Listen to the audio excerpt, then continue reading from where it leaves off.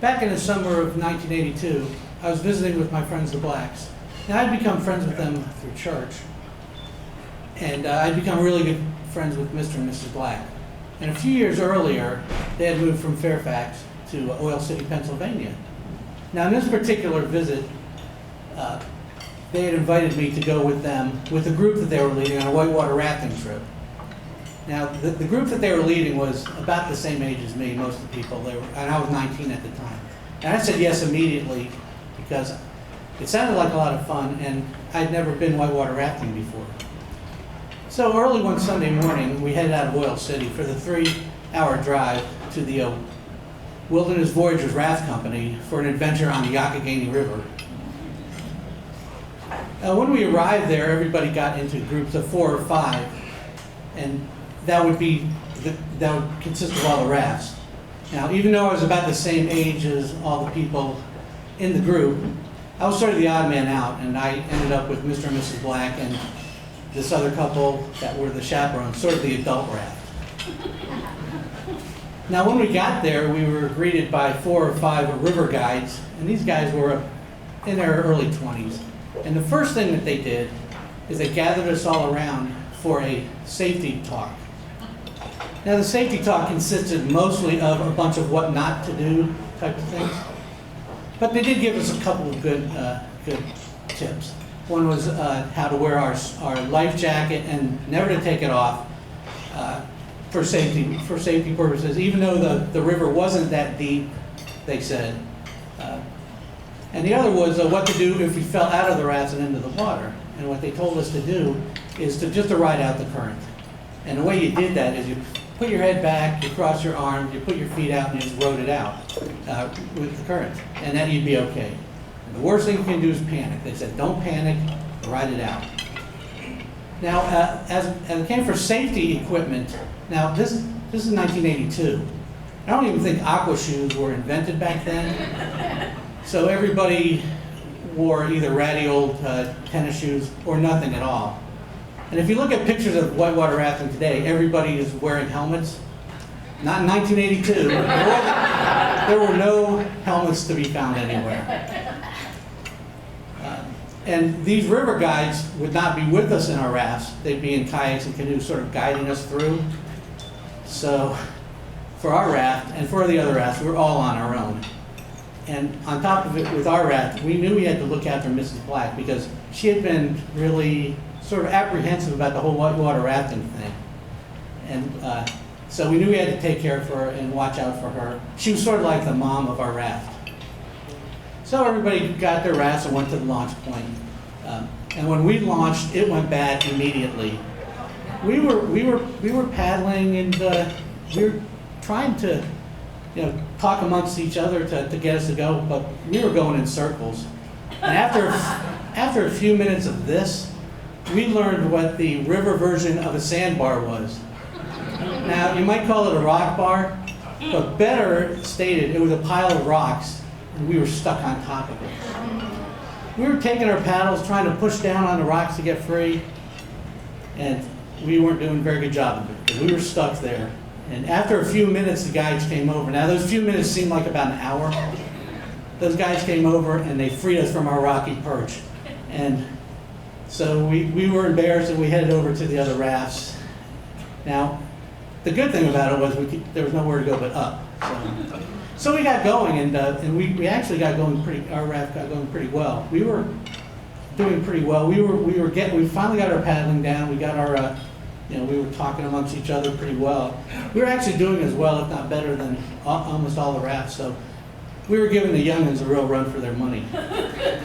Now, after a couple hours of this, and what can only be described as really spectacular scenery, the guides called us all over. And they got us sort of in a big raft circle. And they said, we are now about to enter the most treacherous and wildest rapids and falls of the entire trip. They call this area the Eye of the Needle. Now, to this day, I don't remember if we volunteered to go first or if we were sent first because of our position.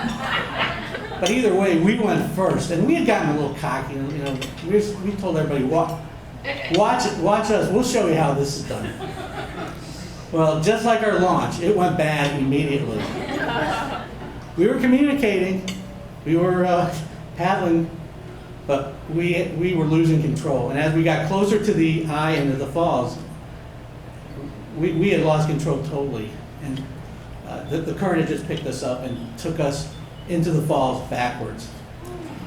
Now, if you recall the movie Titanic, where the ship is straight up and Jack and Rose are on top, it's about to go down, every time I see that, I think of our raft.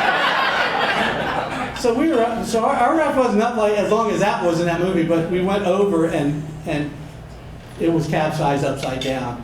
Now, and it threw all of us into the water.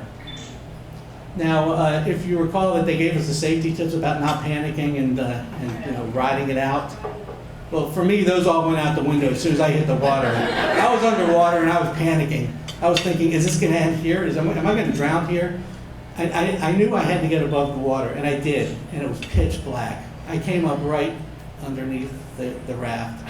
Then I really started to panic. I started flailing my arms and hitting the side of the raft and calling for help. Somehow I was able to push my way back under the water and back around the raft and up. Now, even though I was above water and sun, I was still panicking. I was still worried about drowning, but I made it to shore, and then I really started to panic because I thought to myself, what's happened to Mrs. Black?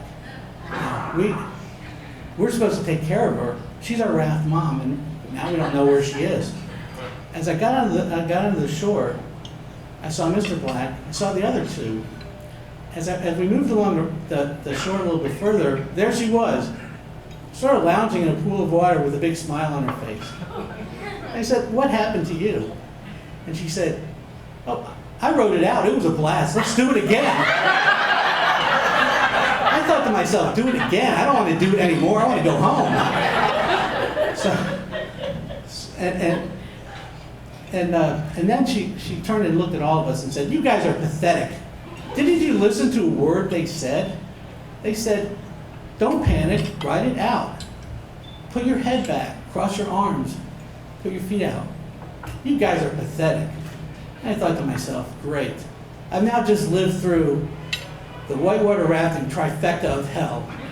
Thrown out of the water, panicked, calling for help, thoughts of drowning, and then now I just got scolded by my raft mom. Great.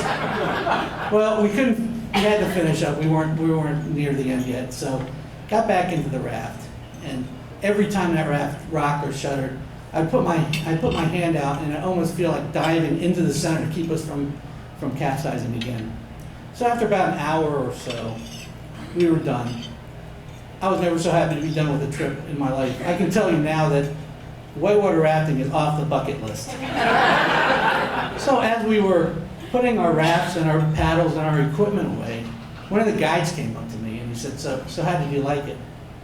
And I said, well, you guys were great. You guys really helped us out. It was a lot of fun.